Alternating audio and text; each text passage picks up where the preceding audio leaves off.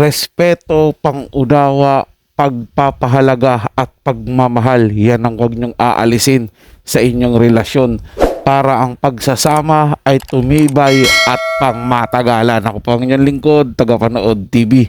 Isang mabiyaya at masaganang araw po sa ating lahat. Welcome back po dito sa ating YouTube channel at Facebook page. Panibagong araw, panibagong reaction video po ulit tayo mga tagapanood. At ang balitang gagawa natin ng reaction ay ang balitang Cesar Montano nagsalita na sa relasyong Atong Ang at Shine Cruz, at yan po'y galing sa channel ni Showbiz Trend Update. Nasa description po yung link na kanyang channel, bisitahin po at pakisuportahan na rin. Kaya naman huwag na natin patagalin to, simulan na po natin ang ating reaction video sa araw na to mga tagapanood. Let's do this! Welcome back sa aking channel. Aktor Cesar Montano nagsalita na sa pakikipagrelasyon ng kanyang ex-wife na si Sunshine Cruz sa negosyanteng si Atong Ang. Panuurin at pakinggan ang buong detalye.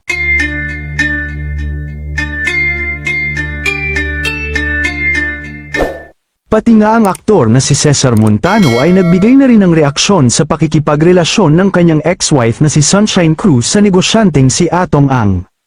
Alam naman ng lahat na magmula nang maghiwalay ang mag-asawang Sunshine Cruz at Cesar Montano ay hindi ito nagkaroon ng magandang ugnayan sa isa't isa. Gayunman naging maayos naman ang kanilang komunikasyon sa kanilang mga anak. Pero noong year 2023 ay nagkaayos na ang dalawa. Mismong si Sunshine Cruz ang nagkumpirma na nagkaayos na sila ng dati niyang asawa na si Cesar bilang magkaibigan at para na rin sa ikabubuti ng lahat, lalong-lalo na ng kanilang mga anak. Matatandaan pa nga na nagkasama sila nang nag-birthday ang kanilang anak na si Sam Cruz, na pagpapakita na maayos na silang dalawa at wala nang sama ng loob sa isa't isa. Makikita mo rin dito ang pagiging mapagkumbaba ni Sunshine dahil mas iniisip ang kapakanan ng kanilang anak. Samantala, ayon sa mga lumabas na ulat nang malaman daw umano ni Cesar Montano ang relasyon ng kanyang ex-wife kay Atong Ang, ay marami ang nag-akala na hindi ito sasang-ayon, dahil nga sa may mga anak itong mga babae, pero kabaliktaran pala ito. Dahil para kay Cesar, masayang-masaya siya dahil nakahanap na si Sunshine ng lalaki na totoong magmamahal sa kanya. Dahil deserve naman daw talaga ng kanyang ex ang magmahal muli. Dahil kilala niya ang pagkatao nito dahil naging asawa niya ito.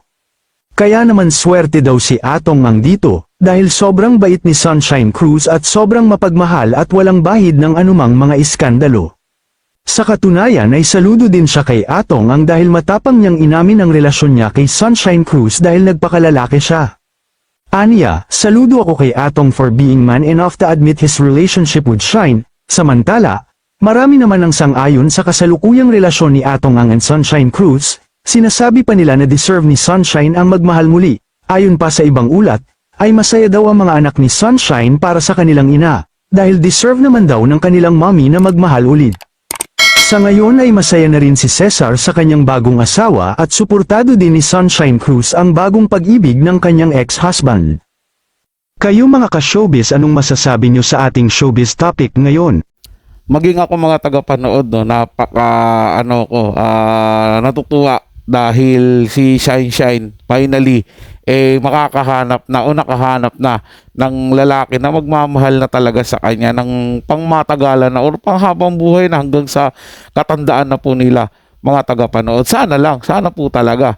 Kasi sa mga lumalabas naman na balita, pinakita naman at sinasabi naman doon na talagang nag-effort si Atong Ang at talagang ang tagal lang hinintay ni Atong Ang para lang maligawan si Shine Cruz. Kaya deserve nila parehas mga tagapanood na maging masaya. At napakagaling po ng ginawa ni Cesar Montano na sinuportahan niya po yung bagong relasyon ni Shine Cruz. Di po ba mga tagapanood? Para parehas na po sila maligaya sa kanilang mga partner kasi malalaki na rin naman po yung mga anak nila. Siyempre, kailangan din po ni Shine na makahanap po ng makakasama niya rin naman sa buhay.